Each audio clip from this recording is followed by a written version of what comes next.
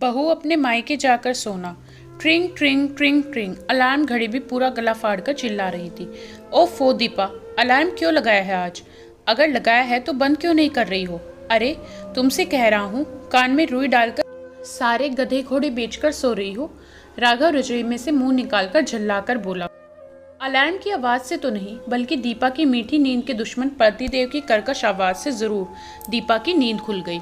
रजाई में से धीरे से हाथ निकाला और बगल में रखी साइड टेबल पर टटोलते हुए अपनी पूरी शक्ति से बजते हुए अलार्म को ठक करके मारा और वापस से रजाई में हाथ घुसा लिया। उफ, कितनी ठंड है बाहर। थोड़ी देर बाद ठक ठक ठक ठक दरवाजे पर किसी ने जोर से ठकठकाया। कोई आवाज नहीं सुनकर ठकठकाने की आवाज और तेज हो गई। अरे बहू, सोती ही रहोगी क्या? बाहर कंचन देवी जी की आवाज गूंजी। क्या दीपा, तुम अभी तक मुंह खोलकर सो रही हो? जाओ जल्दी, नहीं तो माँ दरवाजा ही तोड़ देंगी। राघव ने एक बार फिर से झल्लाते हुए कहा। राघव, हम आज सुबह 3:30 बजे तो कार से लंबा और थकाऊ सफ़र करके यहाँ पहुँचे हैं। फिर आकर बच्चों के और इस कमरे की डस्टिंग करी, चादरें बिछाई, दोनों टॉयलेट साफ करे, कपड़े बदले। सोते सोते 4:30 बज गए थे। तभी तो अलार्म लगाया मैंने। सासू जी की आदत अभी तक नहीं बदली है। खुद उठे ना उठे, पर बहू की सुबह जल्दी उठने की आदत नहीं छूटनी चाहिए। दीपा ने भी झल्लाते हुए कहा। यार, अब तुम सुबह सुबह अपना टेप रिकॉर्डर मत शुरू करो। जाओ जल्दी से उठ जाओ। तुम्हें तो बस देर से उठने का बहाना चाहिए। ना जाने कितनी नींद आती है तुम्हें। बहू हो तुम, रश्मि क्या सीखेगी तुमसे? कहते हुए राघव ने सिर के ऊपर तकिया लगाया और सो गया। दीपा ने उठकर अंगड़ाई ली। अभी भी शरीर में थकान बाकी थी। पूरे 8 घंटों का सफ़र करके आए थे और आने से पहले भी पैकिंग, घर समेटना और दूसरे कामों की वजह से थकान अलग हो गई थी। जल्दी से टॉयलेट में गई, फ्रेश होकर नहाने लगी तो गर्म पानी के साथ ही पुरानी गर्मा गर्म बातें भी याद आ गई। सर्दियों में शादी हुई थी, जब सुहाग की सेज पर बैठी हर नई नवेली दुल्हन की तरह अपने ढेरों अरमान सजा रही थी, मीठे मीठे सपने बुन रही थी, तो सासू जी आई और धीरे से बोली। देख बहुरिया, घर में बड़ी बुआची और तेरी चाची सास भी है। अभी सुबह जल्दी उठकर नहा धोकर अच्छे से तैयार हो जाना। कोई भारी साड़ी पहनना और नीचे आ जाना। यह अलार्म घड़ी दे रही हूँ तुझे। कितने बजे तक तैयार होकर आना है मुझे? दीपा ने सकुचाते हुए पूछा। सुबह 6:30 बजे तक तो आ ही जाना। और दीपा ने अलार्म घड़ी देखी। रात के 11:30 बजा रही थी। राघव अपने दोस्तों और कजिन्स के साथ हंसी मजाक में व्यस्त था और इतने दिनों की शादी की रस्मों की वजह से दीपा ठीक से नींद भी नहीं ले पाई थी। नींद से उसकी आंखें बोझिल तो हो ही रही थी, पर सासू जी की बात सुनकर और घबराहट और चिंता हो गई। जोरदार नींद आने लगी। रात करीब 11:45 बजे जब राघव आया, कुछ देर बातें करी तो दीपा के मुंह से एकदम से निकला, मुझे सुबह 5 बजे जगना है। नहा धोकर साड़ी पहनकर तैयार होना है। साड़ी ठीक से पहननी नहीं आती तो आधा घंटा तो लगेगा। राघव भौचक्का होकर अपनी नई नवेली दुल्हन को देखने लगा। दीपा की आंखें नींद से बोझिल हो रही थी और शायद उसे भी कुछ पता नहीं था कि वह क्या बोल रही। खैर, कुछ देर में नींद गहरी नींद के आगोश में थी। अपने माता पिता की लाडली और 2 भाइयों में छोटी बहन दीपा यूं तो अक्सर सुबह 7 बजे तक जग जाया करती थी। परीक्षाओं के समय में तो सुबह 5 बजे उठकर पढ़ा करती थी। पर एक संडे ही होता था जिसमें वह अक्सर थोड़ा देर तक सोना पसंद करती थी। नींद खुल जाया करती थी, लेकिन फिर भी सुबह की यह मीठी नींद उसे बहुत पसंद थी। धीरे धीरे जब बड़ी हुई, शादी लायक हुई, तो दादी और माँ अक्सर कहने लगी थी, दीपा अब शादी के बाद अपने घर आराम से सोना। पूरा समय तो पढ़ाई और नौकरी में निकाल रही है। सुबह के समय थोड़ा घर के कामकाज सीख ले, नहीं तो ताने सुनने को मिलेंगे। पर विवाह के बाद सर्दी हो या गर्मी, सुबह 7 बजे से पहले नहा धोकर संस्कारी बहू का वेश धारण करके काम में जुट जाना होता था। चाहे रात को कितनी ही देर से सो, पर घड़ी का 1 मिनट भी इधर से उधर होता तो सोने को लेकर कई बातें सुनने को मिल जाती। एक संडे भी सोने को नसीब ना होता। घर के बाकी सभी लोग छुट्टी वाले दिन भी चद्दर तान कर सोते हैं, पर घर की बहू अगर देर से उठेगी तो बरकत चली जाएगी। घर की लक्ष्मी को तो सुबह सवेरे नहा धोकर तुलसी जी पर जल अर्पण करके सबके लिए सुबह का अमृत बनाना होता है। दिन में यदि अपने कमरे में थक कर थोड़ा आराम करने आओ तो घर की बहू को आराम कहाँ नसीब होता है। घर की घंटी बजने पर दरवाजे भी सिर्फ बहू को ही खोलने हैं। अब बहू खाली कैसे बैठी है तो भूले बिसरे स्टोर रूम की सफाई, गेहूं दाल चावल साफ करने, साड़ी में फॉल लगाने, सूखा नाश्ता बनाने, कमरा जमाने, अलमारियां जमाने जैसे काम सासू जी पकड़ा देती। कुछ साल बाद बेटा हुआ और इधर पतिदेव का ट्रांसफ़र दूसरे शहर में हो गया। सासू जी ने यह कहकर रोक दिया कि बच्चा भी छोटा है, अकेले संभाल नहीं पाओगी।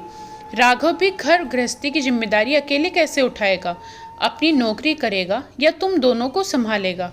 राघव को भी यही चाहिए था, कोई जिम्मेदारी नहीं, कोई बीवी की शिकायतें फरमाइश नहीं। शनिवार को आता तो अगले दिन संडे को देर तक सोता। दीपा को बच्चे की वजह से भी वक्त बेवक्त जागना पड़ता तो रात की नींद भी पूरी नहीं हो पाती, तो पूरे दिन सुस्ती चढ़ी रहती। दोपहर को बेटे की सुलाने के बहाने से आकर एक झपकी लेने का सोचती, पर उसमें भी सासू जी धीरे से दरवाजा खोलकर धीरे से पूछती, मुन्ना सो गया, बाहर आजा। पता नहीं इन्हें कैसे पता चल जाता है। सासू जी तो पीछे से नींद पूरी कर लेती, बहू को काम में उलझाकर झपकी ले लेती, पर बहू कैसे सो जाए। और दोपहर को तो कभी नहीं। अरे सासू जी भी तो कभी बहू रही होगी ना, क्या बहू की इतनी सी परेशानी नहीं समझ सकती। ना जाने सास बनते ही कौन सा सासपन तन मन में घुस जाता है। एक एक करके चुन चुन के बदले लेती हैं। एक ही ताना, अरे हमने भी तो किया था तो तुम्हें भी करना है। बहू हो बहू की तरह रहो। अब तो पतिदेव भी ज्ञान बांटने लगे थे। क्या भैंस के जैसे पसरी रहती हो, सुबह भी तुमको उठा नहीं जाता है, कितना सोती हो तुम।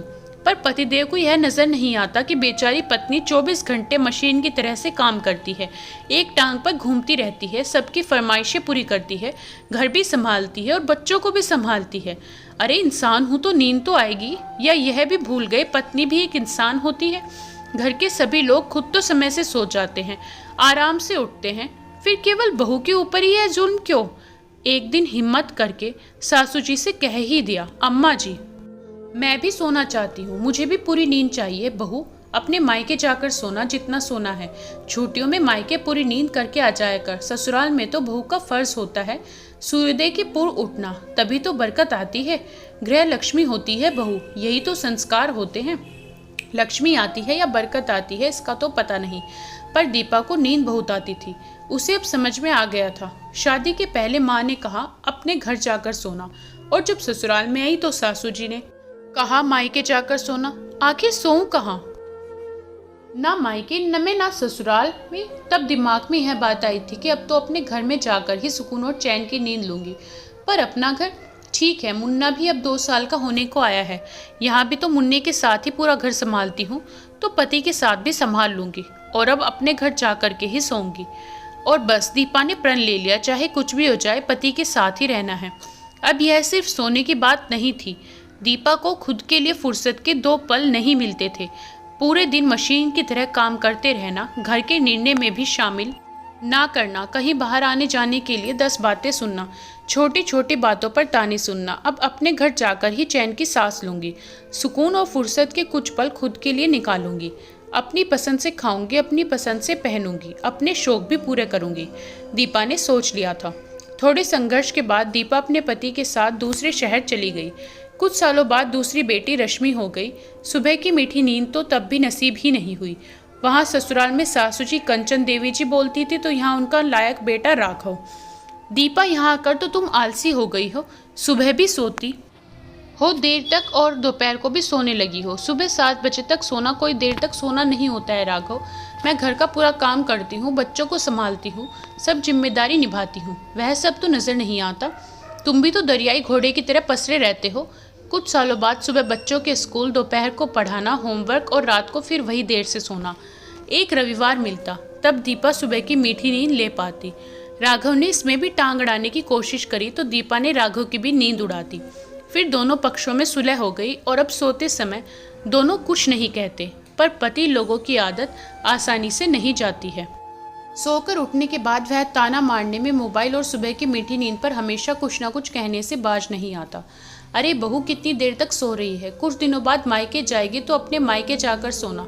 कंचन देवी जी की आवाज़ सुनकर दीपा एकदम ख्यालों से बाहर आई। गर्म पानी से नहाते नहाते शायद वह पुरानी बातों के सपने में खो गई थी या कहीं सो तो नहीं गई थी। तभी बाहर राघव की आवाज़ आई, जो शायद आपकी माँ को कह रहा था, माँ वह नहा रही है, आ जाएगी। बाथरूम का दरवाज़ा नॉक करके राघव ने जल्दी से बाहर जाने को कहा। तैयार होकर दीपा बाहर आई तो देखा ससुर जी कुछ कहते हुए को घूरते हुए अपने कमरे में लेटने के लिए चले गए थे। क्या बात है, अलग रहने लग गई है तो सुबह उठना ही भूल गई है तू तो। और रश्मि दीपा की 6 साल की बेटी को क्यों नहीं उठाती है, सो रही है अभी तक, उसकी जल्दी उठने की आदत डाल। अम्मा जी आज सुबह 3:30 बजे पहुँचे हैं, देर से सोए हैं तो कुछ देर बच्चों को सोने देते हैं। वैसे भी बच्चे स्कूल जाते हैं तो जल्दी ही उठते हैं, बस संडे को और अभी सर्दी की छुट्टियां शुरू हुई है तो 7:30 बजे तक उठते हैं।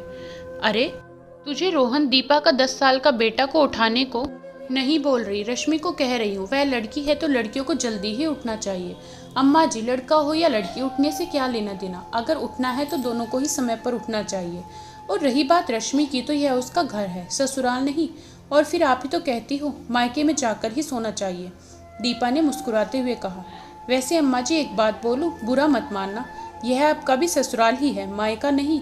यह बात मुझे अब समझ आई है, अगर मैं उठूंगी तो कल से आपको भी सुबह जल्दी उठाऊंगी, दीपा ने कहा। अरे बहू बुढ़ापा है मेरा तो, और अब यही मेरा घर है, कंचन देवी जी ने गुस्से में कहा। अगर यह आपका घर है तो यह मेरा भी घर है, अगर आप सोओगे तो मैं भी सोऊंगी। आप भी तो इस घर की सर्वप्रथम वाली गृह लक्ष्मी हो। वैसे भी सुबह उठने से तो बरकत आती है, बुढ़ापा है तो जल्दी ही उठना चाहिए। कल से मैं आपको मॉर्निंग वॉक पर ले चलूँगी, तैयार रहिएगा। यह लीजिए आपकी वाली अलार्म घड़ी, मैंने सुबह 6 बजे का अलार्म सेट कर दिया है इसमें। दीपा ने मुस्कुराते हुए अलार्म घड़ी कंचन देवी को पकड़ा दी। यह वही वाली अलार्म घड़ी थी तो कंचन देवी जी ने उसे सुहागरात के दिन पकड़ाई थी। कंचन जी बहुत भौचक्की होकर कभी दीपा को कभी अलार्म घड़ी को मुंह खोले देख रही थी, और दीपा गुनगुनाते हुए सुबह की अमृत मतलब की चाय बनाने चल दी। आखिर सासू जी को भी पता चले कि सप्ताह में एक ही दिन मिलता है सोने को। अगर सप्ताह में एक मीठी नींद वाला संडे उसे यहीं ससुराल में भी मिल जाएगा, तब सासू जी भी वही नहीं कहेंगी कि बहू अपने मायके जाकर ही सोना। दोस्तों, कई घरों में सर्दियों में भी यह कठोर नियम रहता है कि बहू को मुंह अंधेरे ही उठना होता है। सप्ताह में एक दिन भी उसे सुबह सामान्य समय पर उठना नसीब नहीं हो पाता।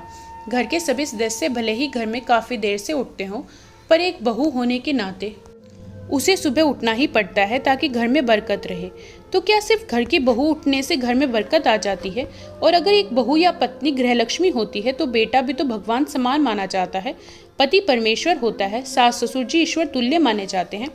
तो सभी भगवानों को एक साथ सुबह जल्दी उठने का आनंद लेना चाहिए।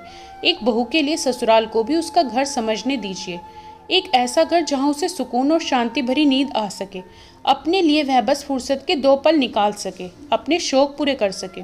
तब कोई सास यह नहीं कहेगी कि बहू अपने मायके जाकर सोना। दोस्तों, आपको ये कहानी कैसी लगी कमेंट करके बताएं। वीडियो को लाइक करें, शेयर करें और चैनल को नए हो तो सब्सक्राइब करना ना भूलें।